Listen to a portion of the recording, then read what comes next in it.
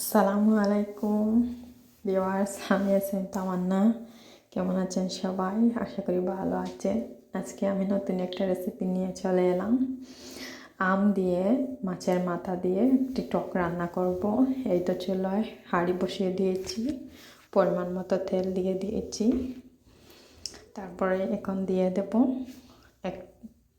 একটু রসুন, যতটুকু লাগে যার যেরকম রান্না করতে প্রয়োজন মতো দিয়ে দিয়েছি। তারপর ভালোভাবে নাড়িয়ে নিলাম, একটু ভালো করে নাড়িয়ে নিচ্ছি।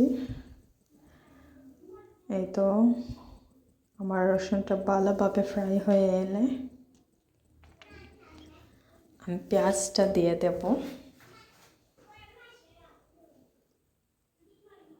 এই তো আমার রসুনটা ব্রাউন কালার হয়ে গেছে। তারপর আমি পেঁয়াজটা দিয়ে দিয়েছি, পেঁয়াজ টুকরো টুকরো করে কেটে দিয়েছি।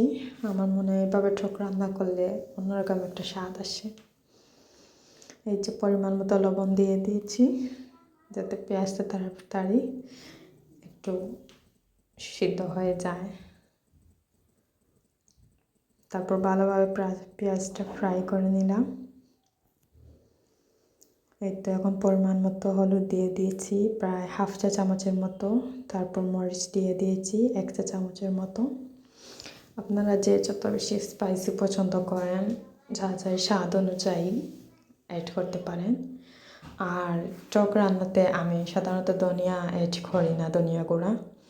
আমি পাঁচফোড়ন দিয়ে টক রান্না করি, আপনারাও ট্রাই করবেন, অনেক ভালো লাগে খেতে। আর একটা আলাদা একটা স্মেল থাকে।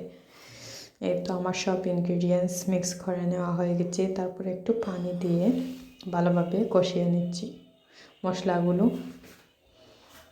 এই তো ভালোভাবে কষানো হয়ে এলে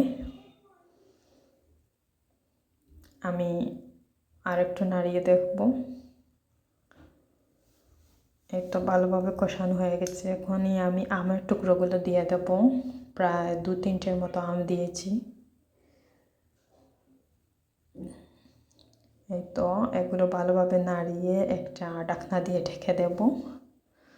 তারপর কিছুক্ষণ পরে আমি অন্য একটা হাঁড়িতে চেঞ্জ করে নিয়েছি।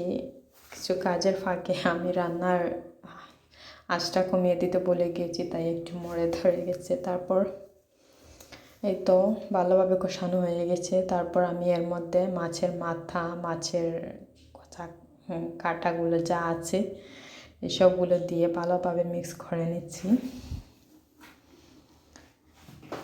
এই তো ভালোভাবে মিক্স করা হয়ে এলে আমি একটি ঢাকনা দিয়ে ঢেকে দেব, যাতে ভালোভাবে মাছের ভিতরে মশলাটা বা টকটা ঢুকে যায়।